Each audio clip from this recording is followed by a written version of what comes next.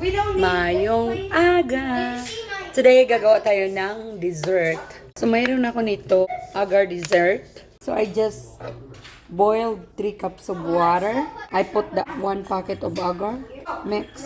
And then, pinaboiled ko lang din siya. And then, I just pour this into here.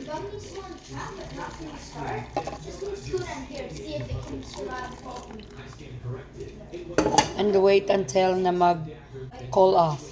And then, let's put it in the fridge. So, after a few hours, naging ganyan na siya. Yan. So, ang gagawin ko is yung ikakat-cut ko lang siya. Gagawin ko siyang cubes.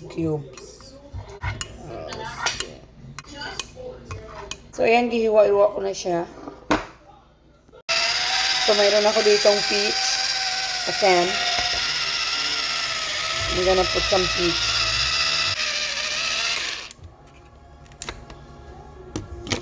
So, siguro 3 ng peach. Iwa-iwain. Kahit anong fruits meron kayo pwede.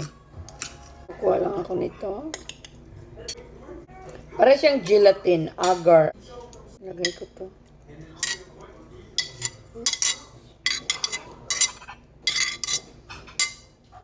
I add more.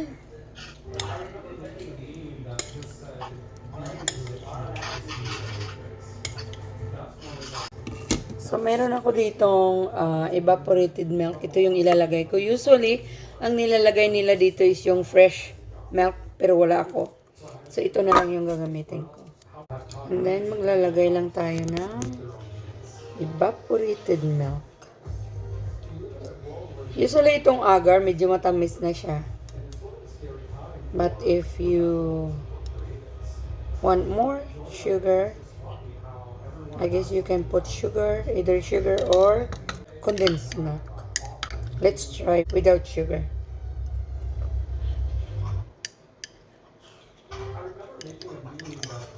Okay na rin siya, masarap na rin siya. But, I need more sugar to it. So, meron ako ditong condensed milk.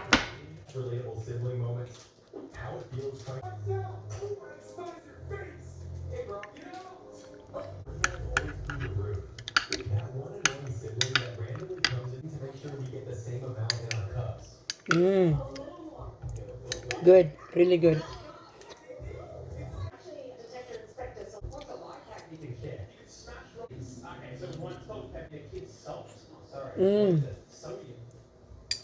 Really good.